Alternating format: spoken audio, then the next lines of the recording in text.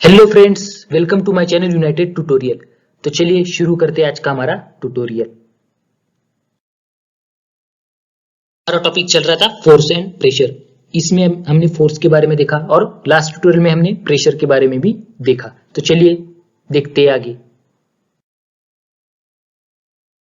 Pressure का formula हमने क्या देखा था? Force divided by area on which force is applied. तो सिंपल सी बात है, प्रेशर मतलब force divided by area on which force is applied. एक बात याद रखिए, प्रेशर और एरिया एक दूसरे के इनवर्सली प्रोपोर्शनल है। अगर एरिया ज्यादा तो प्रेशर कम, अगर एरिया कम तो प्रेशर ज्यादा। सिंपल सी बात। और यूनिट भी देखा था हमने प्रेशर का। Unit of pressure is Newton पर मीटर स्क्वायर और पास्कल, ये ऐसा यूनिट है। न्यूटन पर मीटर स्क्वायर भी ऐसा यूनिट है और पास्कल भी प्रेशर का ऐसा यूनिट ही है। तो आपको याद रखना है, पॉइंट आप नोट डाउन भी करके ले सकते हैं।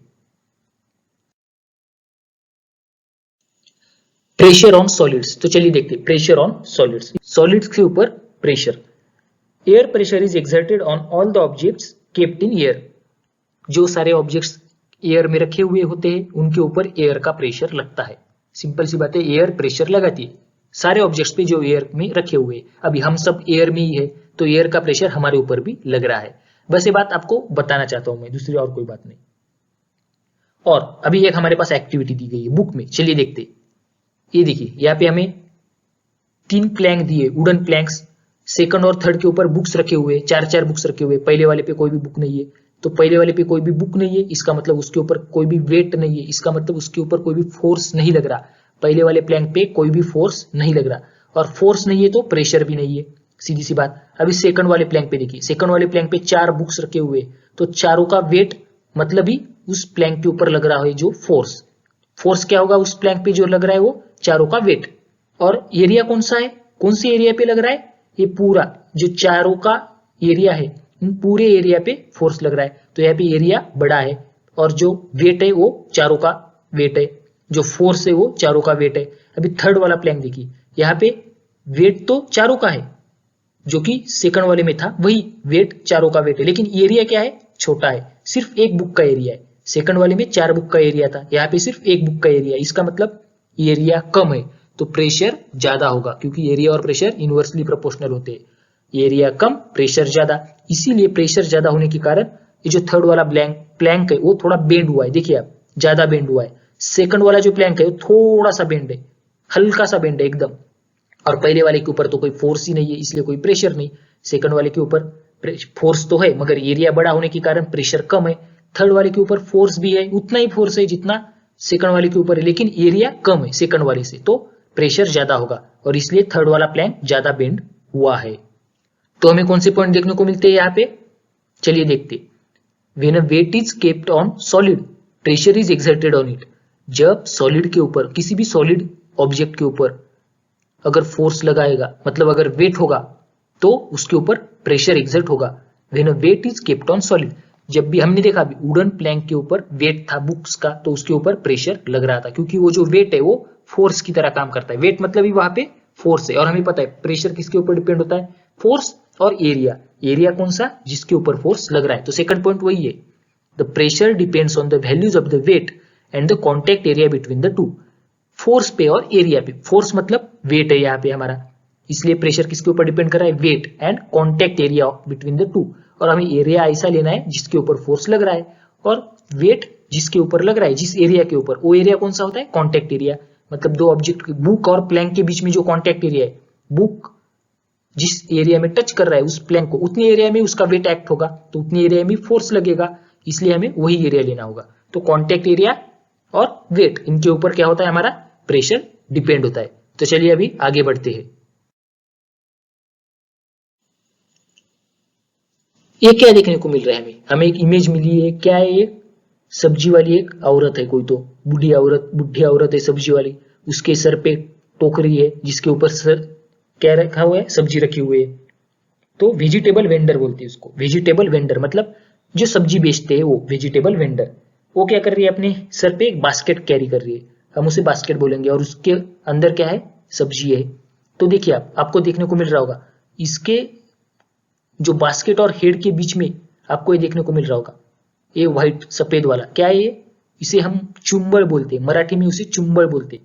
ऐसा उसने क्यों रखा है? उसने क्या किया है? एक twisted piece of cloth twisted piece of cloth अपने सर में रखा है, मतलब एक क्लॉथ लिया, उसको राउंड राउंड करके अपने सर पे रखा और उसके ऊपर बास्केट रखा। ऐसा क्यों किया उसने?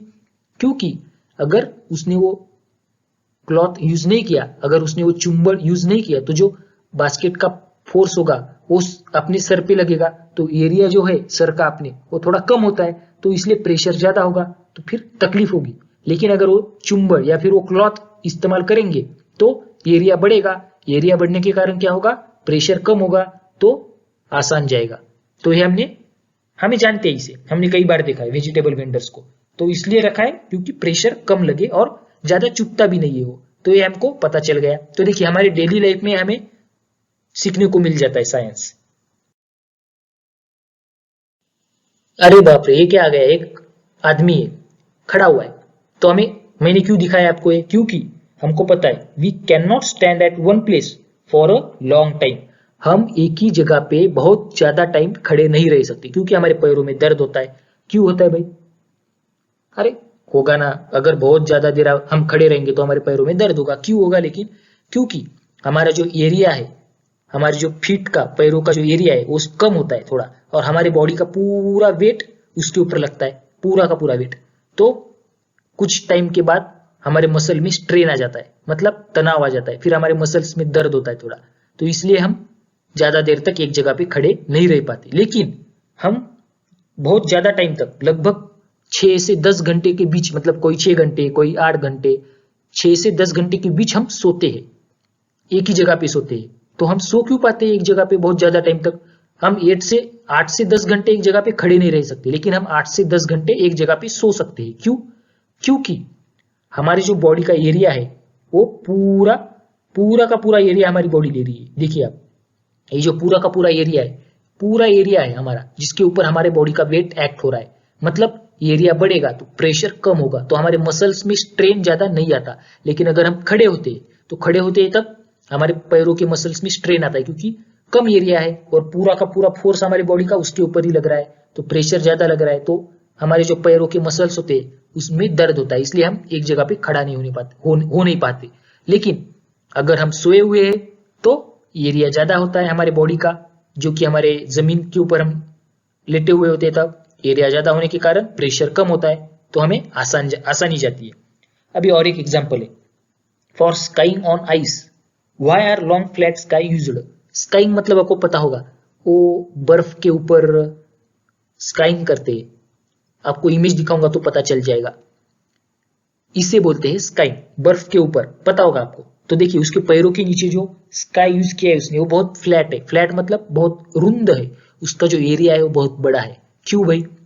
छोटा रहना चाहिए। हमारी चप्पल कैसी होती है? छोटी होती है, इतना बड़ा थोड़ी पहनते हैं हम रोज। लेकिन जब हम स्काइंग करते हैं आइस पे, बर्फ के ऊपर, तब हमें बड़ा वाला फ्लैट स्काई क्यों यूज करना पड़ता है? क्योंकि अगर हम ये यूज नहीं करेंगे तो हमारा जो बॉडी का वेट है वो हमारे पैरों के ऊपर लगेगा, और हमारे पैरों का एरिया छोटा होता है तो प्रेशर ज्यादा होगा, तो हमारे पैर उस बर्फ के अंदर क्या होंगे? पेनिट्रेट होंगे, या फिर हम बोल सकते धंस जाएंगे, हम अंदर उस बर्फ के अंदर हमारे पैर अटक जाएंगे, हम चल नहीं पाएंगे अच्छे से। लेकिन अगर ये फ्लैट हो तो एरिया बढ़ेगा तो क्या होगा?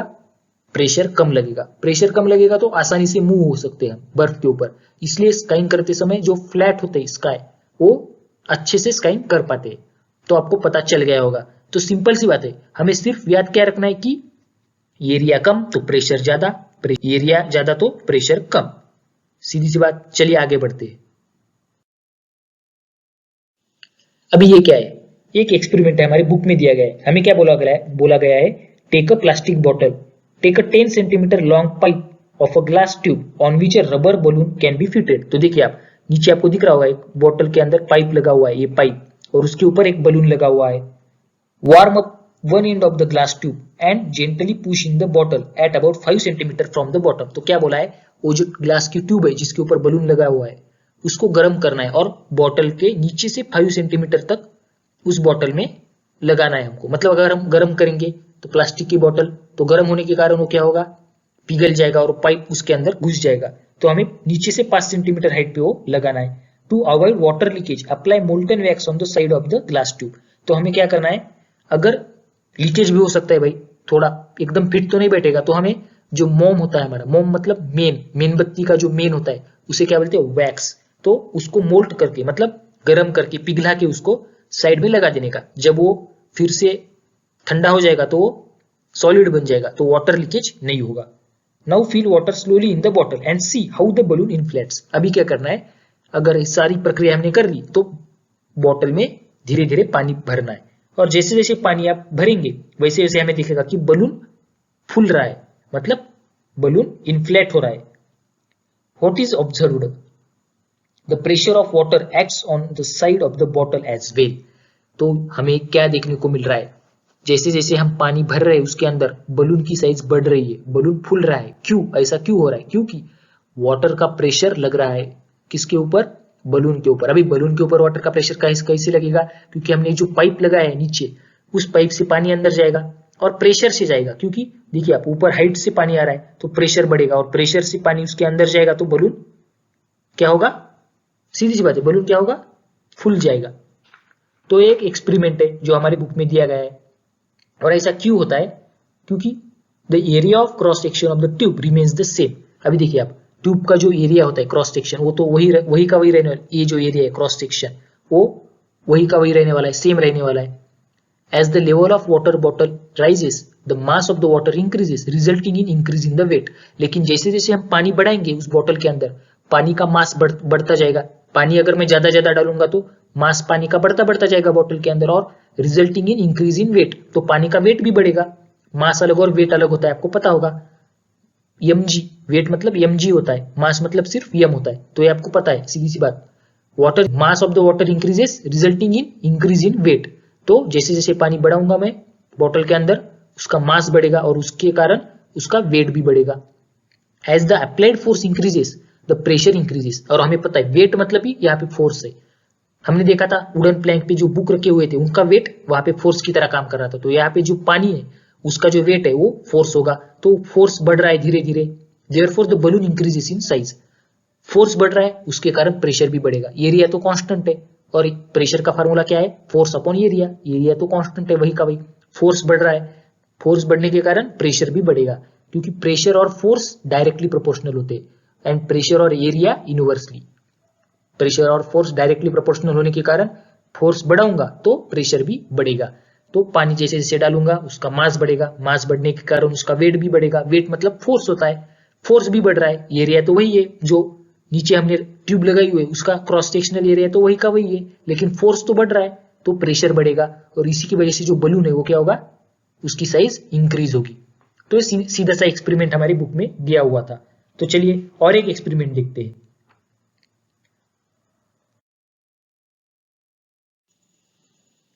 ये क्या है, एक बोतल दी गई है, क्या बोला गया हमें, take a plastic bottle, pierce it with a thick needle at the points 1 2 3 as shown। देखिए आप 1 2 3 तीन पॉइंट्स दिए गए, हमें एक पिन लेके या फिर सुई लेके क्या बनाने हैं, छेद बनाने उस बोतल के अंदर। अगर हम चुभेंगे प्लास्टिक की बोतल में सुई तो छेद बन जाएगा। 1 2 और 3 इस पोजीशन पे बनाने हैं हमें। Fill in the bottle up to full height, फिर हमें बॉटल फुल हाइट तक भरना है पानी उसके अंदर। As shown in the figure, water jets will be seen emerging and projecting out। और जैसे हमें देखने को मिल रहा है फिगर में, देखिए आप 3 से यहाँ से वाटर आ रहा है, ये 2 से भी यहाँ से वाटर आ रहा है, यहाँ से भी वाटर जेट्स मतलब पानी आ रहा है बाहर। और देख सकते हैं आप किस तरीके से आ रहा है, 1 2 और 3 तीनों जो छेद है हमने बनाए हुए, तीनों जो होल है वहां से आ रहा है। The jet from the lowest hole falls farthest from the bottle. और जो सबसे नीचे वाला होल है हमारा 1 नंबर का, उसका जो वाटर जेट बाहर आ रहा है वो सबसे दूर गिरेगा। देखिए आप उसके ऊपर देखिए 2 नंबर है, तो उसकी जो है पहले वाले से थोड़ा कम जाएगा डिस्टेंस, और जो थर्ड है सबसे ऊपर उसका और कम जाएगा। Jets coming out from the 2 holes at the same level fall at the same distance from the bottle. जो सेम लेवल पे, अगर मैं इस एक लेवल पे जो मैंने बनाया है होल, अगर मैं इस साइड पे भी उसी लेवल पे होल बनाऊंगा तो जो पहला वाला जेट जितनी दूर जा रहा है, मेरा इस साइड का भी जेट उतनी ही दूर जाएगा जितना पहला वाला जा रहा है। अगर दो यहाँ पे है मेरा, तो उसी की लेवल में मैं सेम लेवल पे यहाँ पे एक बनाऊंगा तो वो भी सेम ही लेवल पे जाएगा। तो ऐसा क्यों, क्योंकि सेम लेवल पे जो होता है वाटर का प्रेशर सेम होता है, तो प्रेशर सेम होने के कारण सेम लेवल पे वो उतनी ही दूर जाएगा। और जो सबसे नीचे वाला है वो ज्यादा जाएगा, उसके ऊपर वाला थोड़ा कम, सबसे ऊपर वाला और कम। अभी आपको इससे क्या समझने को मिलता है? Eight any one level the liquid pressure is the same. एक लेवल पे एक ही प्रेशर है, हमने देखा इस साइड पे भी इस साइड पे भी, ये एक वाला और इस साइड पे भी उसी लेवल पे बना है, तो प्रेशर सेम होने के कारण उतनी ही दूर गिरेगा वाटर जेट। तो हमें पता चल रहा है कि प्रेशर सेम है। और pressure increases as the depth of the liquid increases, और जैसे जैसे डेप्थ बढ़ेगी वैसे वैसे प्रेशर बढ़ेगा। डेप्थ मतलब यहां से होती है, यहां से नीचे डेप्थ होती है। अभी 3 नंबर जो है उसकी डेप्थ क्या है? कम है। 2 नंबर की डेप्थ और ज्यादा है। 1 नंबर की डेप्थ सबसे ज्यादा है। तो 1 नंबर पे जो होल है उससे जो वाटर गिरेगा वो दूर गिरेगा, 2 नंबर पे थोड़ा सा कम दूर गिरेगा और 3 नंबर पे सबसे नजदीक गिरेगा। तो देखिए अभी eight any one level the liquid pressure is the same. Water का लेवल अगर सेम हो तो वहां पे लिक्विड का प्रेशर भी सेम होता है। The pressure increases as the depth of the liquid increases. जैसे जैसे डेप्थ बढ़ेगी वैसे वैसे प्रेशर भी बढ़ेगा। तो ये पॉइंट्स मैंने आपको क्यों दिए? ताकि ये सारे पॉइंट्स आपको नोट डाउन करके लेने, ये इंपॉर्टेंट पॉइंट्स है। जो भी पॉइंट्स आपको स्क्रीन के ऊपर दिख रहे वो आपको नोट डाउन करके लेने हैं ध्यान से, अच्छे से, क्योंकि वो इंपॉर्टेंट पॉइंट्स है, इसलिए मैं आपको दे रहा हूं। अभी आपको इतना तो पता चल गया, at any one level the liquid pressure is the same and the pressure increases as the depth of the liquid increases. Gas pressure की बात करते चलिए। ये बलून से हमने देखा है, बलून्स के बारे में आप जानते हो। अभी हम उसको जब मुंह से हवा मारते बलून के अंदर तो क्या होता है? सारी दिशाओं से फूल जाता है, मतलब उसका साइज इंक्रीज होता है, लेकिन हर तरफ से बढ़ता है। वो एक तरफ से ही बढ़ता है क्या बलून? नहीं। अभी उसके शेप के ऊपर भी डिपेंड है। आजकल तो अलग अलग शेप के बलून आ रहे हैं, तो उसी शेप में बढ़ रहा है। लेकिन जो हमारा नॉर्मल बलून होता है राउंड, वो हर डायरेक्शन में बढ़ता है, जो अपने को दिखने को मिल रहा है सामने, वो वाला बलून। तो इसका मतलब gas exerts pressure on the wall of the container in which it is enclosed. इसका मतलब क्या है कि गैस प्रेशर एक्सर्ट करता है किसके ऊपर? वॉल के ऊपर। किसकी वॉल? कंटेनर की, जिसके अंदर गैस भरा हुआ है। जिसके अंदर गैस होगा उसकी वॉल पे गैस प्रेशर लगाएगा। अभी हम बलून के अंदर हवा भर रहे थे, तो बलून के अंदर था जो हवा है, जो गैस है वो बलून के अंदर है, तो किसके ऊपर फोर्स लगाएगा? उस बलून के ऊपर, बलून के ऊपर अंदर से। और हम वॉल ही कंसीडर करेंगे बलून को। अगर हम कंटेनर कंसीडर करेंगे तो उसके अंदर में जो है बलून की साइड, तो उसे हम वॉल बोल सकते हैं। तो gas exerts pressure on the wall of the container in which it is enclosed. All gases and liquids have common name fluid. तो सारी गैसेस और लिक्विड को कॉमन नेम फ्लूइड है, ये बात आप जानते होंगे। फ्लूइड, ये आपने सुना हुआ फ्लूइड। तो फ्लूइड मतलब क्या होता है? गैसेस एंड लिक्विड्स, इन दोनों को मिला के फ्लूइड बोलते हैं। जो बह सकता है वो फ्लूइड होता है। सिंपल सी भाषा में क्या क्या बहती है? हवा बहती है, हम जानते हैं, और पानी बहता है। हवा क्या है? गैस है। और पानी क्या है? लिक्विड है। तो जो बह सकता है, जो फ्लो हो सकता है, वो क्या है? फ्लूइड। फ्लूइड की प्रॉपर्टी होती है बहना, फ्लो करना उसकी प्रॉपर्टी होती है। तो गैसेस और लिक्विड्स को फ्लूइड बोलते हैं। Fluids in a container exert pressure from with in on the walls and the bottom of the container. अभी हमने देखा जैसे गैस प्रेशर लगाता है वॉल के ऊपर कंटेनर के, उसी तरीके से फ्लूइड भी लगाता है, क्योंकि गैस भी एक फ्लूइड ही है।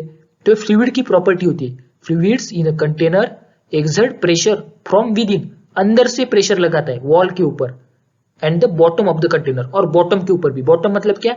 निचला हिस्सा, कंटेनर का जो तल होता है, तल, उसे बॉटम बोलते हैं। तो उस बॉटम पे भी फोर्स लगाता है। फ्लूइड के अंदर लिक्विड भी आता है और गैस भी आता है। तो लिक्विड का एग्जांपल हम वाटर ले सकते हैं।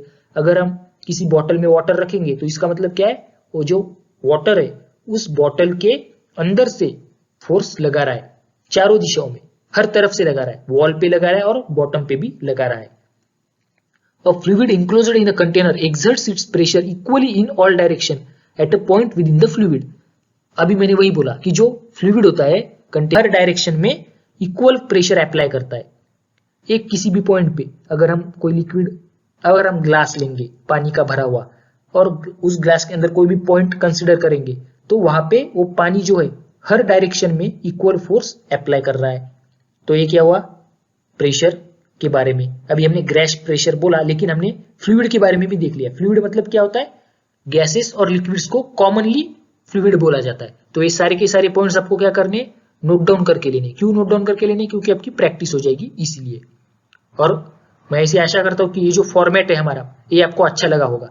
और हम मतलब जब जब हमें बोर्ड की जरूरत पड़ेगी तब तब हम बोर्ड का इस्तेमाल करेंगे, और जब जब हमें इमेजिनेशन थोड़ा कंसिडर करना, देखो बोलते हैं ना इमेजिन करो, आपने देखा होगा इस तरीके का, आपने उस तरीके का देखा होगा, अगर ऐसे हमें कुछ सीखना है तो हम इस वाले फॉर्मेट का इस्तेमाल करेंगे। तो हर जगह हम ये इस्तेमाल नहीं कर सकते और हर जगह हम बोर्ड का भी इस्तेमाल नहीं कर सकते, मतलब बोर्ड का इस्तेमाल कर सकते लेकिन फिर वो अच्छे से समझ में नहीं आएगा। तो इसलिए मैंने क्या किया है, दोनों तरीके से पढ़ाऊंगा मैं आपको, ऐसे भी पढ़ाऊंगा, कुछ पार्ट ऐसे पढ़ाऊंगा जो ऐसे पढ़ाना चाहिए और कुछ पार्ट बोर्ड के ऊपर ही पढ़ाना चाहिए ताकि आपको अच्छे से समझ में आ जाए, तो मैं आपको बोर्ड के ऊपर ही पढ़ाऊंगा। तो चलिए, जाने से पहले कहना चाहूंगा आपको, अगर आपको मेरा वीडियो अच्छा लगे तो मेरे वीडियो को लाइक कीजिए, अपने दोस्तों में शेयर कीजिए और मेरे चैनल को सब्सक्राइब कीजिए। अगर आपने अब तक चैनल को सब्सक्राइब नहीं किया तो चैनल को सब्सक्राइब कीजिए और नोटिफिकेशन बेल को ऑन कीजिए। अब हम मिलेंगे नेक्स्ट ट्यूटोरियल में, तब तक के लिए बाय बाय, टेक केयर।